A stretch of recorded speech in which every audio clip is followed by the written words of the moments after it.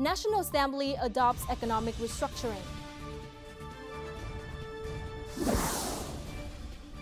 Businesses in Vietnam are heading towards sustainable development.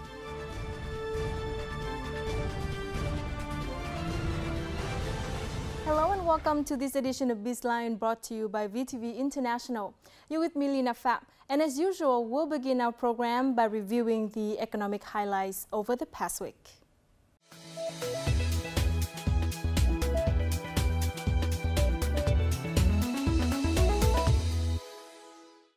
The National Assembly on November the 8th adopted a resolution on restructuring the economy for the 2016-2020 period, with several important indicators.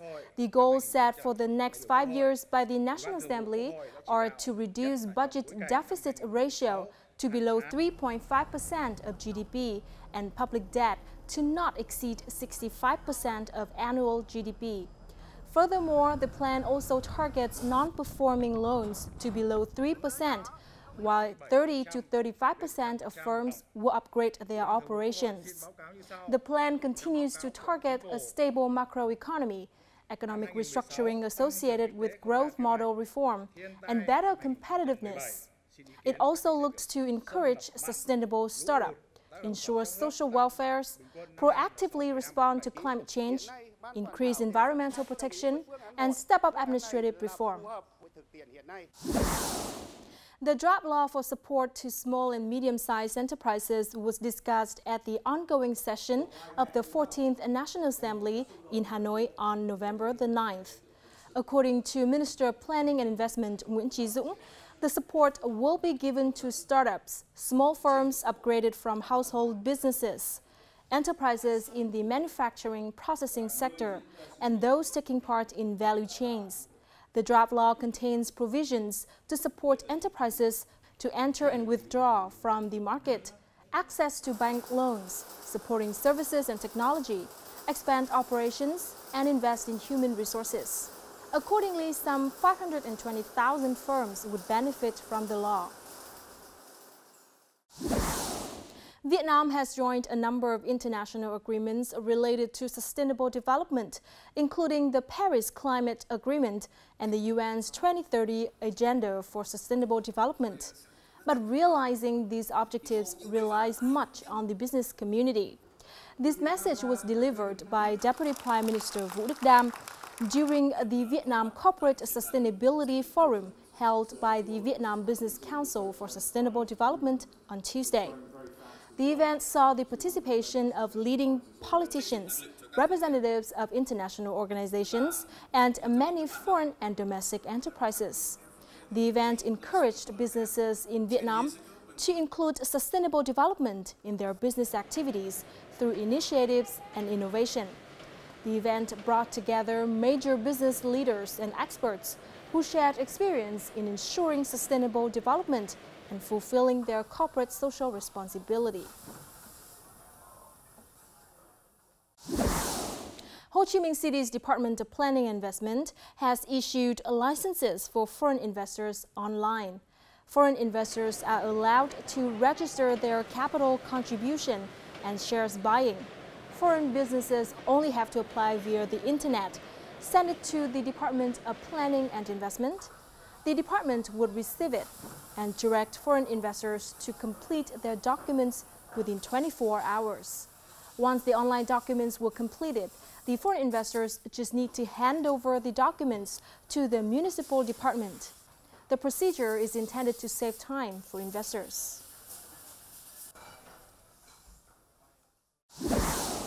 The Vietnamese e-commerce market is expected to surge in the next 5 years, according to the Ministry of Industry and Trade.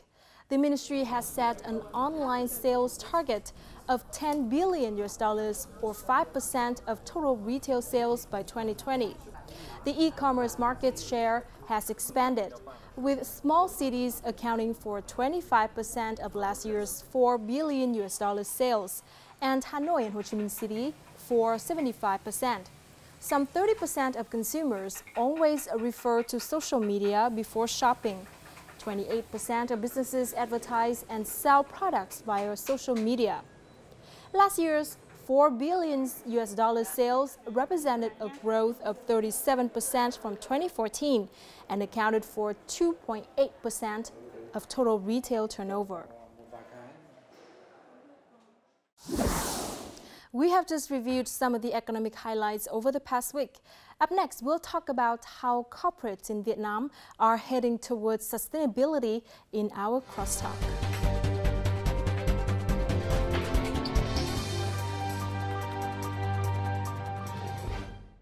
Sustainable development has become an urgent and essential requirement in global economic activity, but also an emerging challenge against the backdrop of international economic integration. Sustainability-related activities are integrated more deeply into the economic, social, and environmental structures of each nation. This means that enterprises are considered one of key factors that play a significant role in shaping and investing in innovation. What about the current context in Vietnam? Have businesses been aware of their responsibilities and involvement in such activities? Have legal frameworks been sufficient enough to support them in doing such activities? And what solutions to be done? We'll look for an in-depth analysis with our expert today, Mr. Florian Beranek, Principal Expert of Societal Responsibility, UN Industrial Development Organization. But first, let's take a look at the following.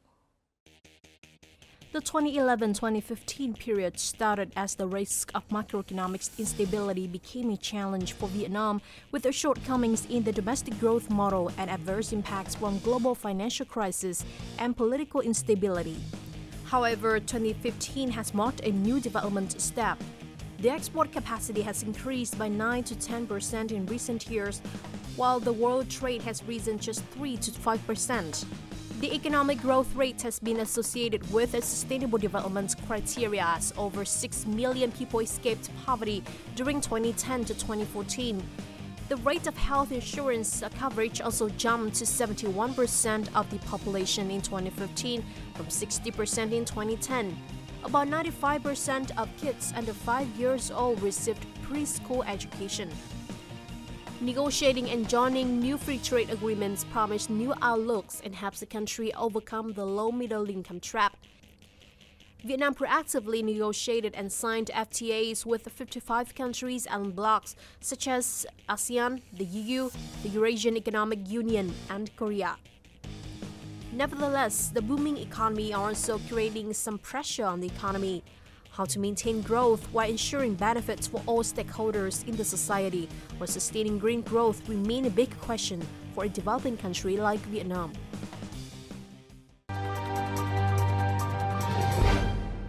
Hello, Mr. Beranek, and welcome to our BizLine program. Now, first of all, I'd like to ask, why is there a stress in Vietnam and also the global business community in regard to sustainable development in recent years? Okay, recent years showed the world through better access to information. People just know what is going on everywhere, that we are on the wrong way. We are on the wrong path in the sense of using too many resources. This means sooner or later we would run out of resources. And this is actually something which is going on for years and decades, but now it became more visible. An increasing awareness is growing that we have to do something. Businesses have to understand and admit that their two main resources, so the material and the human resources, are not endless.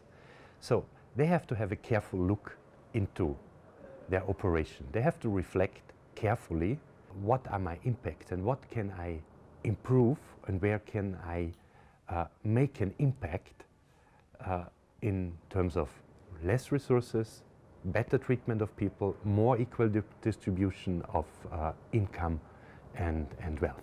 Needless to say, sustainable development is a trend that business cannot ignore. So what are the trends that Vietnam should follow? It's like going to school. If you want to learn something, if you want to improve your skills, you cannot go from 0 to 5. You cannot start in primary school and tomorrow go to university.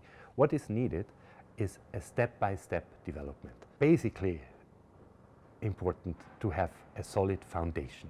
And that's what I think is the most important task we are facing here in Vietnam.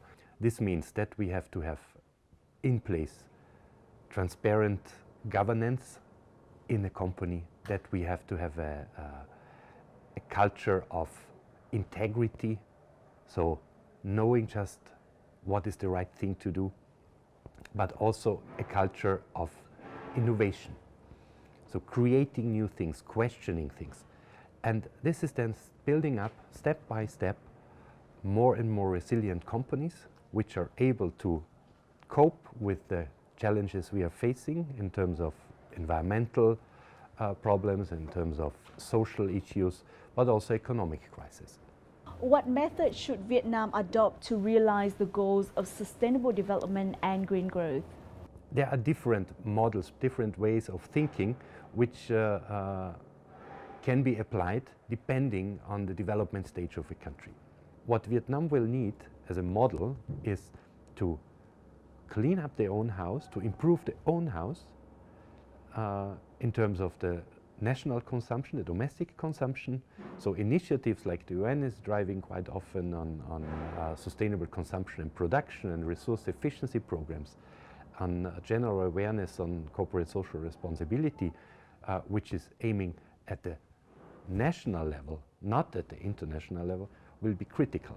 So I would not see a specific model which you just can copy-paste, because copy-paste does not work, because each country is unique. Vietnam has a lot of uniqueness, and Vietnam has a lot of potential, because the domestic market is big, 90 million people, increasing middle class, better education. So those people will demand more, and we have to support this. And that's why the focus on the international supply chain is okay, but I would love to see more efforts and more equal level playing field for the domestic market, for domestic companies.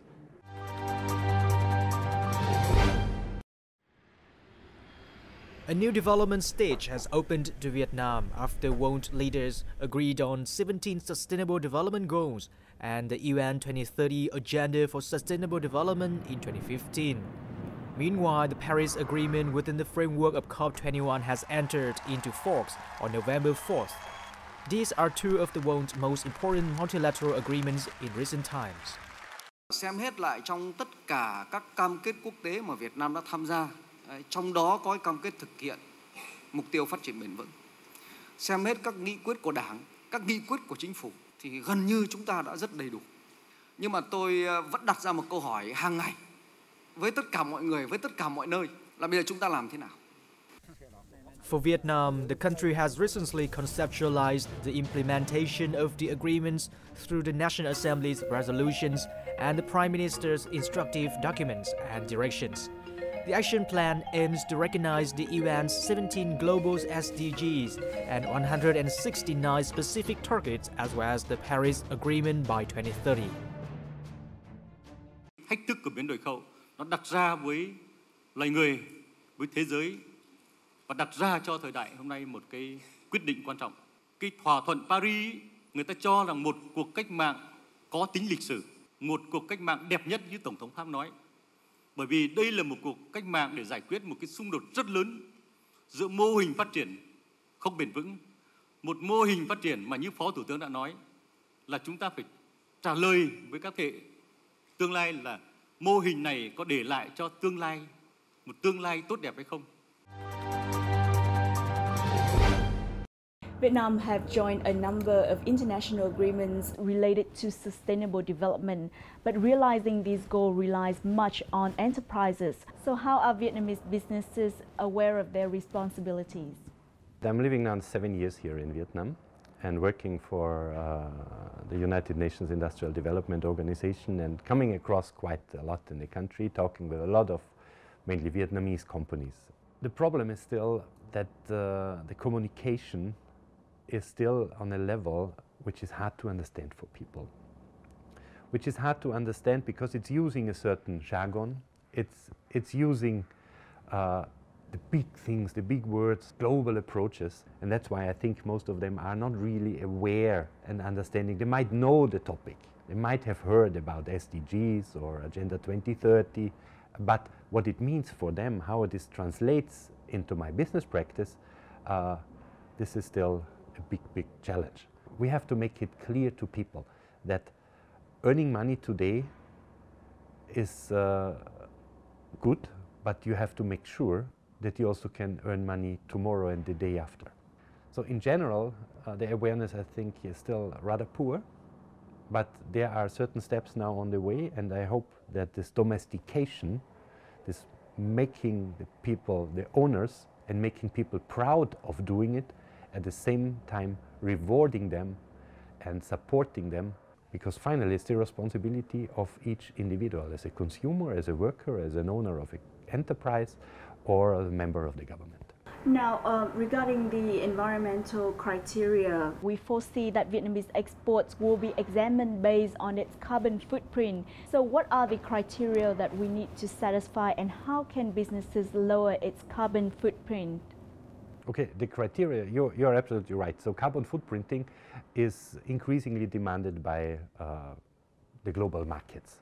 Unfortunately, it is still a very blur area because there are just so many labels and calculation methods out in the market that it still is it's difficult to understand for consumers. We from UNIDO are currently discussing with, amongst others, with MOIT here, how we can bring carbon footprinting in a standardized way to Vietnamese businesses. Your second question, what can they do? Okay, we have finally two major areas where a company can significantly reduce its carbon footprint. It's the energy consumption, because most of the greenhouse gas emissions are caused by energy generation. Also looking at my supply chain, and also in my sales chain. Why? Because a lot of carbon or greenhouse gas generation is happening in the supply chain. So knowing it better. So these two things are the main tasks a national Vietnamese company can undertake. Another critical issue is the balance between economic benefits and sustainability. So what can you recommend for Vietnamese businesses to strike this balance? Very simple. Be honest with your costs.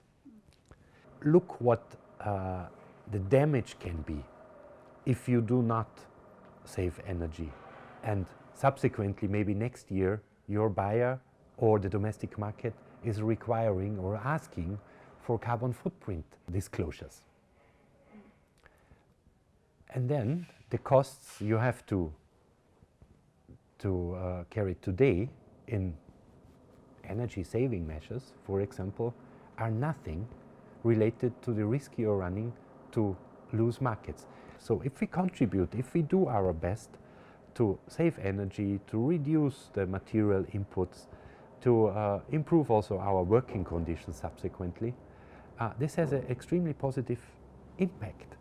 The impact in more loyalty, in better skills development. People are just proud working for you, they will learn and they will stay with you. And these are probably the major cost savings a company which is looking forward and developing will sooner or later benefit from. Started its operation in Vietnam in 1995, Unilever has maintained its double-digit annual growth rate in the market so far. The multinational company and its brands have implemented a lot of social and community programs such as PS Protects Vietnamese Smile, Hand Washing with Shop for a Healthier Vietnam, Automobiles Playgrounds for Kids, VM Toilet Cleaning, Microfinancing for Poor Women, and so on. Điều đặc biệt đối với cả chương trình kế hoạch phát triển bền vững của Unilever đó là nó trở thành một mô hình kinh doanh chứ nó không phải chỉ là một hoạt động CSR, tức là trách nhiệm xã hội thông thường.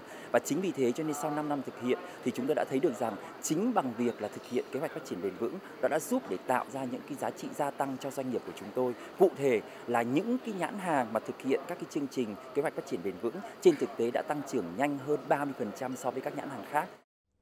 Successful stories from big names like Unilever has large-scale impacts on the society and called on others to seek sustainable solutions. Meanwhile, not many small and medium-sized enterprises, a vast majority in the business community, have engaged in the activity. Most of good conducts in the sustainable development among SMEs are restricted to some areas, for example, agriculture or tourism. Khi đầu tư du lịch bền vững thì cái quyền lợi của mình gắn liền với những sản phẩm du lịch cùng cộng đồng, cùng bà con. Khi mình làm xây dựng sản phẩm như thế thì quyền lợi của bà con gắn chính liền với quyền lợi của bên doanh nghiệp. Và chính cái quyền lợi đấy, cả hai bên cùng có quyền lợi thì các sản phẩm dịch vụ sẽ được mở ra ngày một nhiều hơn. Experts also said that SMEs are still facing with financial constraints and expansion of their scale and suggested some solutions. There is always the challenge about what is deemed to be important and a longer-term impact versus the pressure for shorter-term financial return. One of the examples we're seeing now increasingly is methodologies and tools coming up to highlight the impact of companies on environment and society from a financial perspective. So these approaches that are being developed help you actually quantify environment and social costs and benefits from business decisions. We have seen many large corporations such as Unilever and Heineken to apply sustainable development model within their firms. So how relevant is this to the global trend that Vietnam has been following? You mentioned some of the big companies like Unilever, for example, which is really doing a lot and trying also to translate this into benefits for the community. Benefits not only in having a product or having a service, it's change of mindset. Here we come to a little bit a problem that smaller businesses tend to see this and say, yeah, this is nice, but this is just too high for me. I cannot go there. So what is needed, what I said at the very beginning, is step by step, one step after the other. Then the technical requirements are not so high, and also the related investments are low to zero. Looking carefully at your machinery, if you're maintaining it correctly, and you contribute probably even much more to sustainable development by keeping your machinery 20 instead of 10 years. The longer you can use your equipment, at the end of the day, the better is your environmental footprint. Private sector is key when it comes to sustainability, and we have seen many success stories from big corporations. What has to be done to spread the story among the business community, especially local small and medium enterprises? I think if you look at Vietnamese economy as a whole, you will immediately find out that SMEs are still the backbone of the entire system. So creating an equal opportunity environment for those companies will be critical. They need support. They need a framework. They need the legal safety, and they want to be treated equally. And what is also needed for companies is change the culture.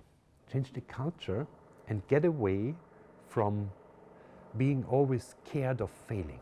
How is the Vietnamese community rated for their performance in social responsibilities as compared to other regional and international nations? Okay, we have to divide it into two groups in Vietnam. Those who are part of an international supply chain, regional or really global supply chain, and those who are not. So those who are involved, these companies are doing quite well, and you find the proof, you find a lot of certificates here issued. But we have the other side. We have all those companies which are not included in international supply chains, and this also includes this big service sector, which I think about retail here. I cannot imagine that the social performance of small shops is very well. That's why, again, translating these topics into national content, that the lady at the corner knows green development is good for me and my children, and not having no idea what it means. The future path for Vietnam to establishing sustainable growth models were discussed at the Vietnam Corporate Sustainability Forum 2016, held by the Vietnam Chamber of Commerce and Industry recently in Hanoi. The forum can be seen as the first action step in achieving sustainable development in Vietnam. Thì diễn đàn này là cái nơi để các doanh nghiệp, thứ nhất là để chia sẻ các cái thông lệ tốt trong những vấn đề về năng lượng, những vấn đề về ứng phó biến đổi khí hậu, hay là những cái thông lệ tốt về báo cáo bền vững. Bởi vì xây dựng cái chỉ số bền vững cho các doanh nghiệp mình cũng là hết sức quan trọng. Bởi vì từ năm 2016 thì Phòng Thương mại phối hợp với các bộ ngành liên quan và địa phương, ví dụ như Bộ Tài nguyên Môi trường, Bộ Lao động Thương binh Xã hội, Bộ Công Thương, Bộ Kế hoạch Đầu tư, Tổng Liên đoàn Lao động Việt Nam, chúng tôi tổ chức xếp hạng các doanh nghiệp bền vững tại Việt Nam. Businesses and experts also shared successful stories from Vietnamese firms and international experience that can be applied in Vietnam. We now run 3 out of our 5 breweries on renewable biomass and biogas. We hope by 2018 we'll run all 5 on renewable energy. Water as well, we put a huge amount of effort into reducing our water consumption. At our breweries, we have fish tanks where the fish are swimming in the purest wastewater you'll find because it's perfectly treated and the fish absolutely love it. So our 2 large commitments around water and energy to link to the UN Sustainable Development Goals. So actually, I'm very encouraged by Vietnam's progress so far. So countries like Malaysia, Singapore have been moving ahead with the sustainability agenda for a number of years now. Vietnam has been pushing it onto the agenda since slightly more recent terms, but I feel the pace of development is actually very quick. Also at the conference, the top 100 sustainable businesses in Vietnam in 2016, including both big names and those with smaller scales, was announced.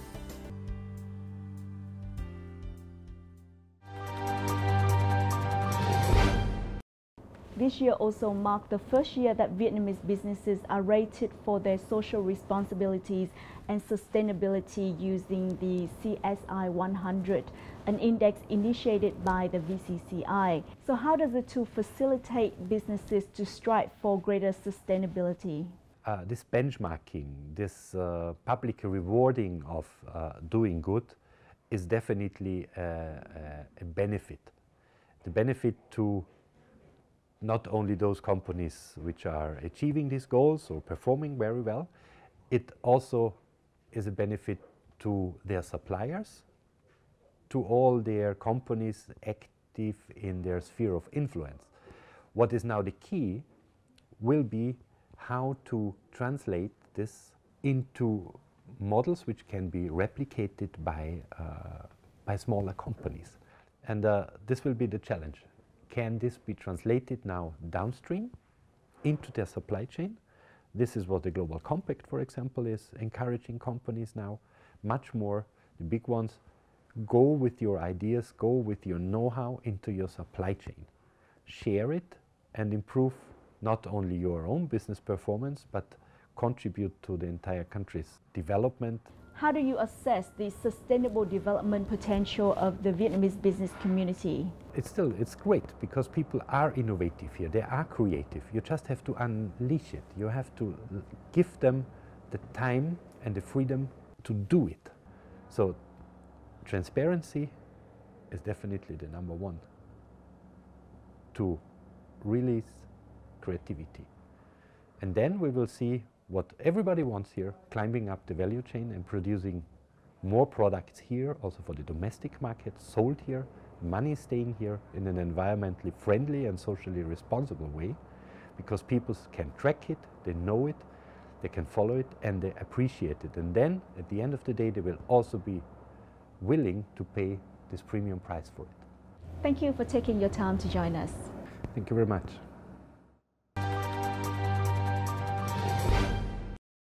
The endorsement of the Orientated Strategy for Sustainable Development is a strategic step that will create a solid foundation for Vietnam to sustain economic growth in the future. the active participation of the business community through the representative of the Vietnam Chamber of Commerce and Industry, or VCCI, in implementing this strategic orientation is a decisive factor for success and creates a dynamic partnership closely associated with the government, businesses, and other economic sectors for the sake of common targets and interests. And that also wraps up this edition of BizLine. Thank you very much for watching. You can always rewatch our program at vtv4.vn or youtube.com/vtv4go. From our team here in Hanoi, until next time.